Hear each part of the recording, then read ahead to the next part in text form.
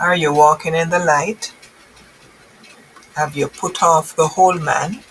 Are you walking in the fullness of Christ? Have you asked the Lord to remove the little foxes that's eating away the vine so that you can be a true follower, a true imitation of Jesus Christ? Ephesians 5 reads, I read from verse 1 through to 14. Therefore, be imitators of God. Reading from the ESV.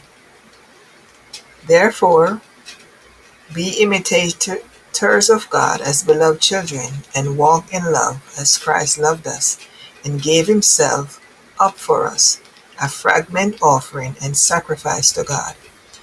But sexual immorality and all impurity or covetousness must not even be named among you, as is proper among saints.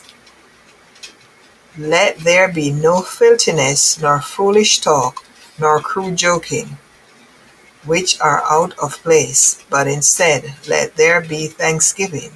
For you may be sure of this, that everyone who is sexually immoral, or impure, or who is covetous, that is an idolater, has no inheritance in the kingdom of Christ and God.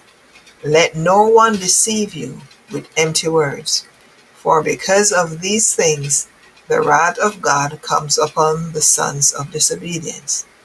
Therefore, do not become partners with them, for at one time you were darkness, but now you are light in the Lord. Walk as children of light, for the fruit of light is found in all that is good and right and true, and try to discern what is pleasing to the Lord. Take no part in the unfruitful works of darkness, but instead expose them, for it is shameful even to speak of the things that they do in secret. But when anything is exposed by the light, it becomes visible. For anything that becomes visible is light. Therefore it says, Awake, O sleeper, and arise from the dead, and Christ will shine on you. So we're to walk as children of light, because that's who we are. Jesus Christ is the light, and we are created in his image and likeness. We are imitators. We ought to be imitators of him, because we are his representative here on earth. So we are to shun the very appearance of evil. We are in the world, but we are not of this world. We are just passing through. This world is not our own. We're just passing through. And whether or not you believe it, the return of Christ is sooner than we expect. We are seeing signs all over the world. Signs are all over the world. Make sure you're ready. Make sure you're ready. It's not time to try to get ready now, but we ought to be ready, because we don't know when the Lord will take us out of this world. We don't know when Christ returns, if we'll be dead in Christ, meaning we were made laid to rest, or we will be alive to be caught up with him. So make sure you are ready. You are like the 5 wise virgins whose lamps were well lit and they had excess oil. Make sure you're doing that which is expected of you. Make sure you're living, you're shining like the light that you are. You are not taking part in darkness. You're not taking part of the things of the world and trying and struggling to live this Christian life. But make sure that you are being true representatives of Jesus Christ. You are walking in the light. It says in verse 12, for it is shameful even to speak of the things that they do in secret. You would not like to know some things that are being done in secret. So when the Lord revealed these things to us, it says, but when anything is exposed by the light, we are the light. So when the Lord revealed those things to us and we call them out by name, we are not to be partakers of them. It says it becomes visible, for anything that becomes visible is light. Therefore he says, awake, O sleeper, and arise from the dead, and Christ will shine on you. So Ask the Lord to purify you and be careful of their conversations. Be careful of your conversations.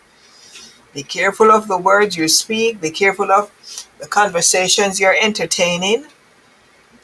Because it says here in verse 3, but sexual immorality and all impurity or covetousness must not even be named among you, as is proper among the saints. Verse 4, let there be no filthiness, nor foolish talk, nor crude joking, which are out of place, but instead let there be thanksgiving. So our conversations must be edifying. Our conversations must be pure. We should not be joking about things that is not pleasing in the sight of God.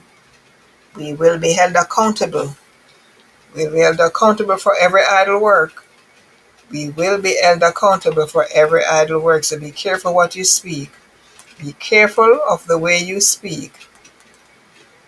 Be careful. The commentary says, crude joking and foolish talk is a positive way to speak and is also counteracts covetousness. The way to avoid coveting others' possessions is to concentrate with thanks upon the good things the Lord has given. So we are to be careful of the way we speak. We are to be careful. Thanksgiving, in contrast to crude joking and foolish talk, is a positive way to speak.